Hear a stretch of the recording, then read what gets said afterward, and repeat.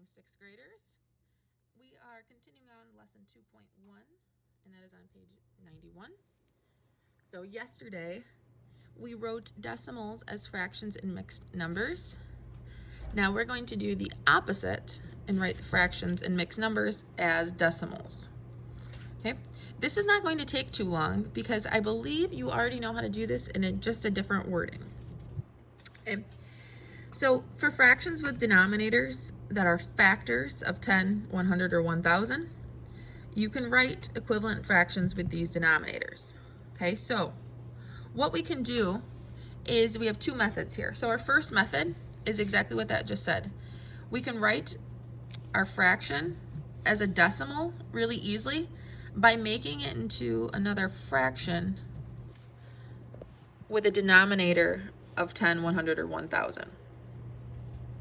Okay, so if I reduce this fraction, and I could use my fraction button on my calculator, I know that 3 is a common factor. So whatever I do to the bottom, I do the top. And I could make this a fraction with a denominator of 100 by multiplying.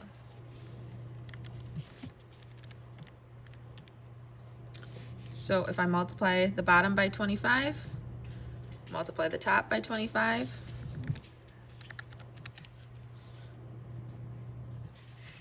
I have 75 over 100, which as a decimal is what we did yesterday, would be 0.75. This is not my favorite method. I prefer to use method 2. Okay? But if you like method 1, if you're somebody that liked unit rates and that made sense, it's almost like you're using the unit rate method. Method 2, if you remember, this line in a fraction means to divide. So you're going to divide the numerator by the denominator. 9 divided by 12.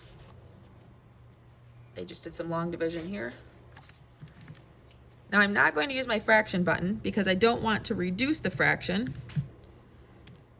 If I use the fraction button, my answer will be in a fraction. And I don't want my answer in a fraction because I'm trying to find decimal.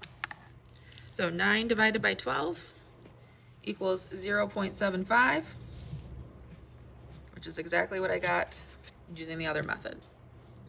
Does not matter which one you do, but please practice that with E, F, and G. When you're done, stop and raise your hand. Good luck.